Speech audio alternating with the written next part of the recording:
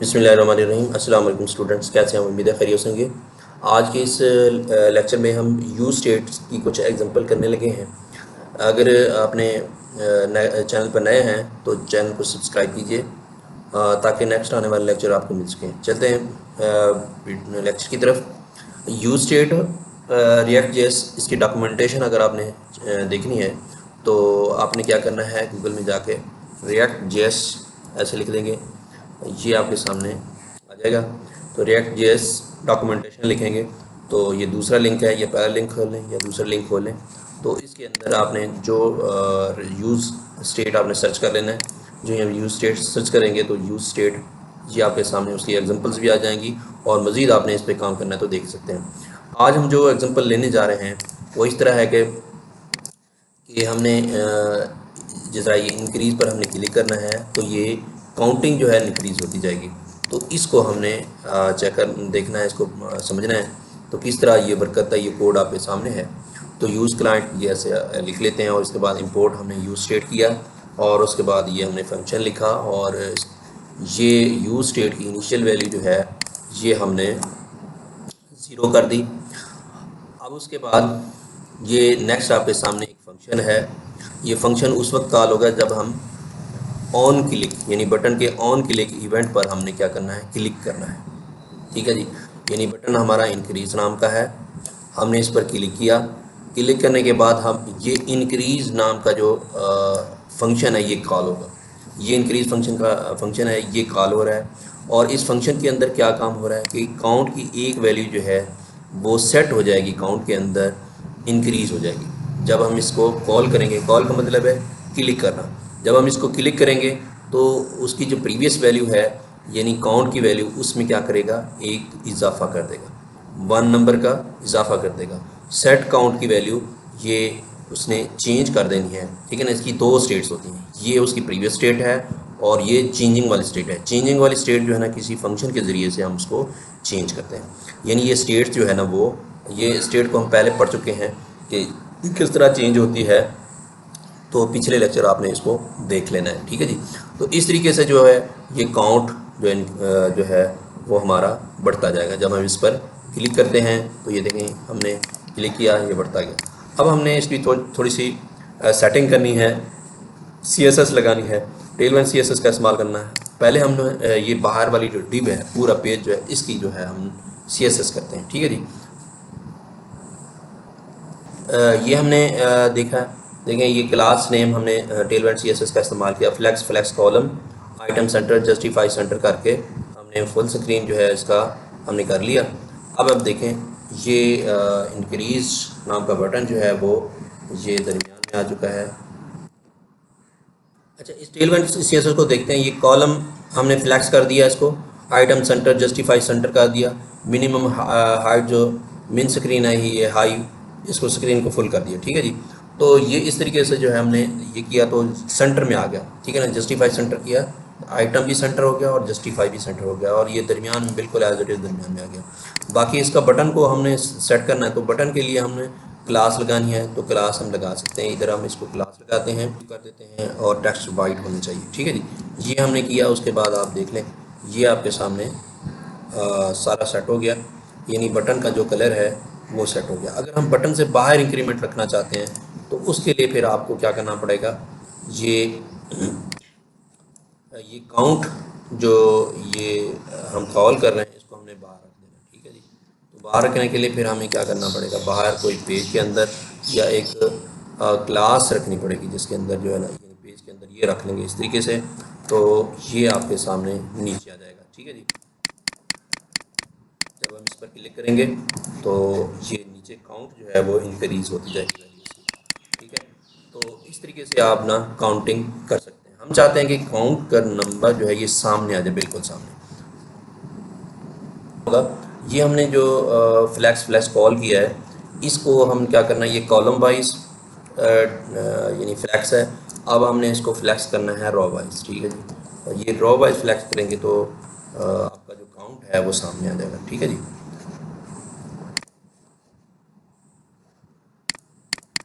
ये सामने इस तरीके से आ रहा है। ठीक है जी।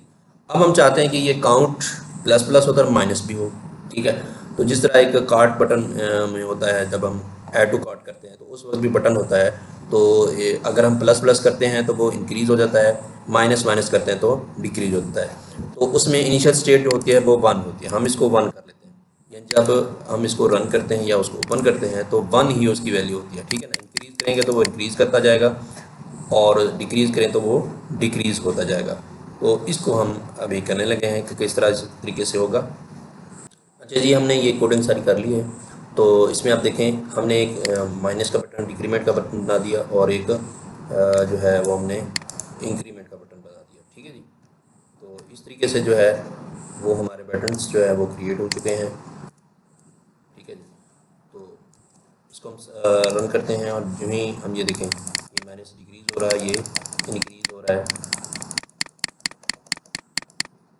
ठीक है। तो इस तरीके से हम अब बटन को थोड़ा सा बड़ा करना चाहते हैं तो आप इसकी पैडिंग जो है वो आप बढ़ा लें, ठीक है जी। तो इसको हम चेक करते हैं जी। अच्छा जी, हमने कुछ सेटिंग की हैं इसकी।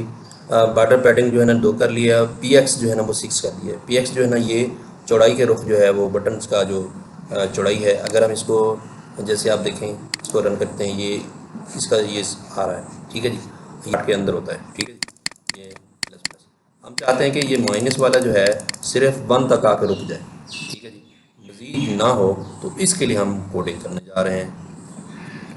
इसका ये होगा कि जो डिक्रीमेंट बटन है इस पर हम इफ़ कंडीशन लगाते हैं। इफ़ कंडीशन इस तरह तो कंडीशन लगा रहे हैं क्योंकि एक लाइन से ज़्यादा पे जा रहा है हमारा काम।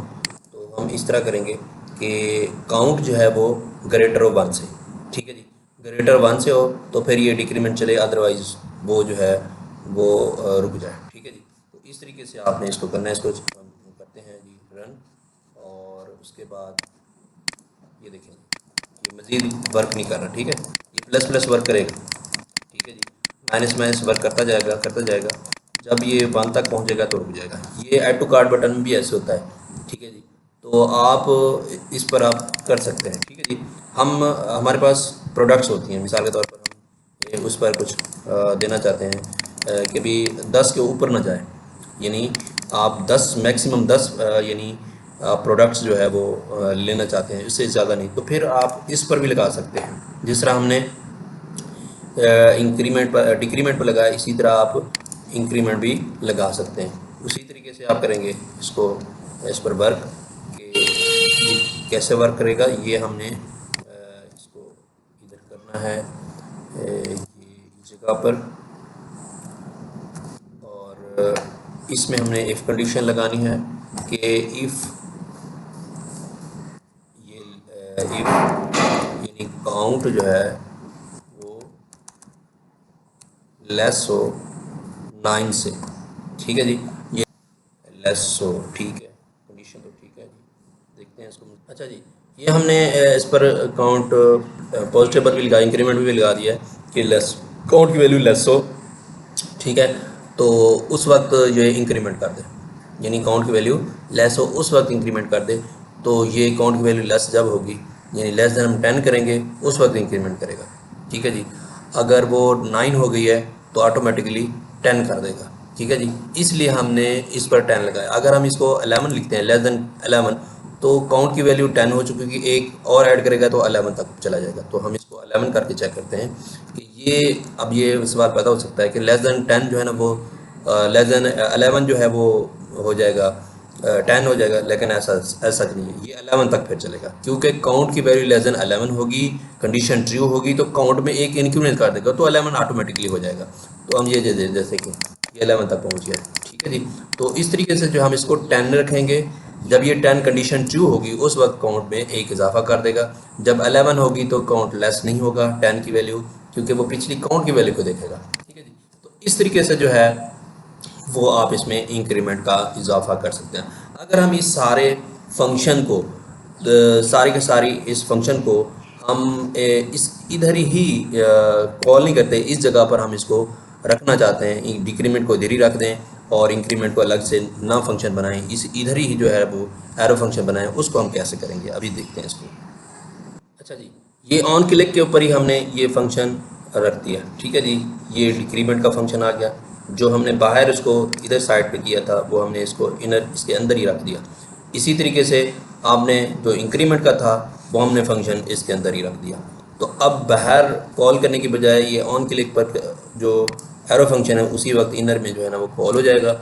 और इसको हम चेक करते हैं, इसको सेव करके, और देखें जी बिल्कुल सही तरीके से वर्क कर रहा है। ठीक है जी, ये 1 पर चला जाएगा। ठीक है, तो इस तरीके से जो है वो आप अपना वर्क कर सकते हैं। ठीक है जी, तो आज का लेक्चर थोड़ा सा लेंथी हो रहा है, तो हमने एक एक चीज़ को देखा, किस तरीके से हमने इंक्रीमेंट किया, किस तरीके से डिक्रीमेंट किया, फंक्शन को आउटर पे लिखा, फिर उसको आप इनर पे ले आए, तो इसकी कुछ CSS को भी देखा हमने जस्ट।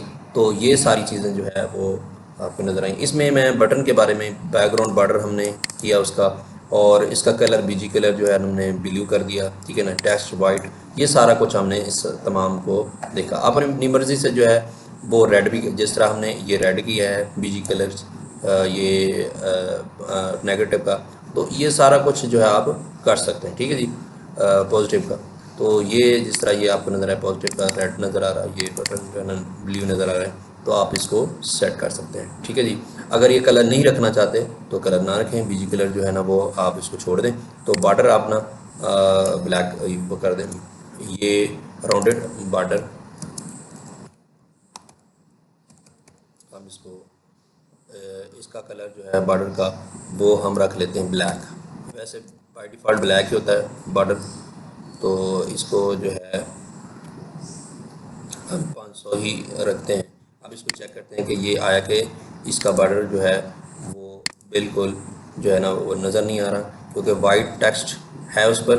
ठीक है, बॉर्डर ब्लैक, और इस टेक्स्ट को भी हम ख़त्म कर देते हैं, तो ताकि टेक्स्ट भी नज़र आ जाए हमें। तो इसको हम चेक करते हैं जी। ठीक है, ये आपको नज़र आ रहा है। इसी तरीके से आप इसमें भी कर सकते हैं कि बॉर्डर जो है वो आपका इसी तरीके से नज़र आए। आप ये माइनस का बटन जो है, आप इसका टेक्स्ट बड़ा लिखना चाहते हैं तो फिर आप इसको टेक्स्ट आप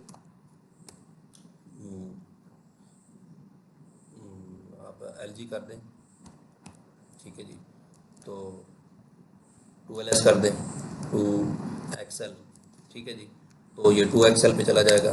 ये देखें थोड़ा सा बड़ा हो रहा है। ठीक है जी, ये 4XL भी होता है, 4XL कर लें, जो आपको अच्छा लगे तो आप ये इस तरीके से बना सकते हैं। इसी तरीके से इसका भी आप बना सकते हैं। ठीक है, यही वाली चीज़ जो है वो आप बीजी जो है ना ये ख़त्म कर दें, इसमें राउंड बॉर्डर आप कर दें। ठीक है जी, जिस तरह हमने इधर बॉर्डर लिखा, इसका वाइट भी ख़त्म कर दें टेक्स्ट को, और ये बाय डिफ़ॉल्ट जो है वो बॉर्डर ब्लैक कर दें। ठीक है जी, जो अभी हमने किया 4XL कर दें, ये इसी तरीके से ये भी सेट हो जाएगा। ठीक है जी, तो आप इस तरीके से इस पर काम कर सकते हैं। आज का लेक्चर थोड़ा सा लेंथी हो गया है, इस तरीके से आज का लेक्चर ख़त्म हुआ जाता है। अल्लाह हाफिज़।